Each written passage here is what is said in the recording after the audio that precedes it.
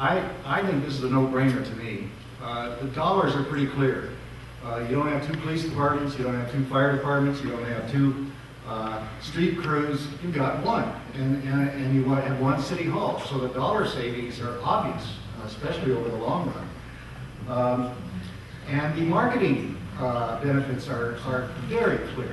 We're very confused. As Miles said, some of us live in Ketchum, some of us live in Sun Valley. There's a Sun Valley resort in Sun Valley. You get to ski on Bald Mountain in Ketchum. You know, it's pretty confusing from a marketing perspective. So I think that's a no-brainer. The town ought to be Sun Valley.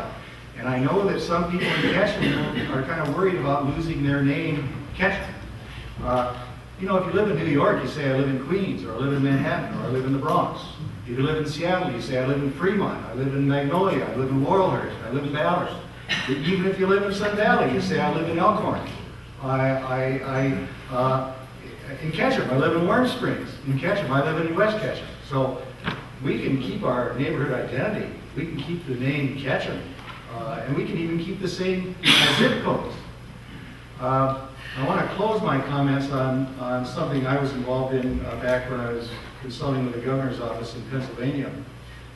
In the around 2003, the governor at that time in the state legislature was very worried about Pennsylvania's competitiveness in the go-go days of the early 2003, 2004. And Pennsylvania, an old Rust Belt state, was kind of not doing as well as some of the other states. So they hired the Brookings Institute to say, how can Pennsylvania be more competitive? And they, the Heinz Foundation, we all know that name, paid for it, this study. And it was called Back to Prosperity, a competitive agenda for renewing PA.